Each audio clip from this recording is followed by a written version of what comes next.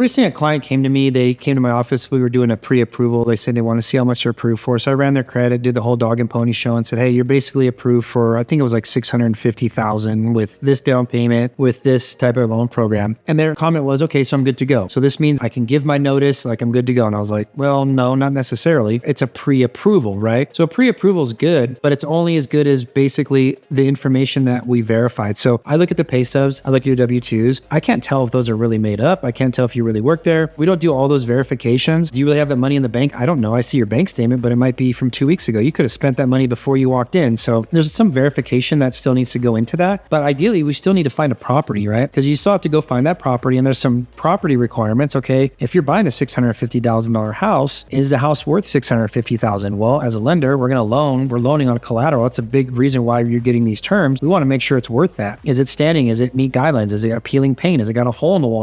Is a roof on it? Is all the utilities on? Like, there's a couple of parameters that you have to meet to be able to get a loan on a property. So getting a pre-approval and walking out of a lender's office with a pre-approval doesn't mean you're 100% good to go, okay? Because again, in the previous video I've talked about, we have some processes some checks and balances that verify, right? We're verifying your job, verifying your money in your bank, verify some of the stuff on your credit. Some of the stuff on your credit, yeah, you think it's good. Like, hey, it's on my credit, it's fine. But sometimes those credits are 30 to 45 days old. So we sometimes have to verify that right then and there with a conference call with that creditor. So sometimes that is an extra step. But again, finding the property, that's pretty much the final step, but we got to verify a couple things. So I tell people, it's not done until it's done. Until you get those keys in your hand and you hear the word, in our world, it's called recorded. It's recorded with the county. You are officially the owner. Technically, that's usually the end of it. But be careful, because people have walked out and have called me and said, "Listen, I'm good to go. You gave me my pre-approval. I just gave my notice. I'm telling my job I'm moving." I'm like, "Whoa, we don't even know if we're approved." "Whoa, hold on, Mike. You said I got a pre-approval." Hey, pre-approval, not 100% approval, ready to go. The word guarantee doesn't exist in our world. I've seen some crazy stories. So if you hear the word guarantee or you're good to go without getting those keys, be careful, because that doesn't exist in our world.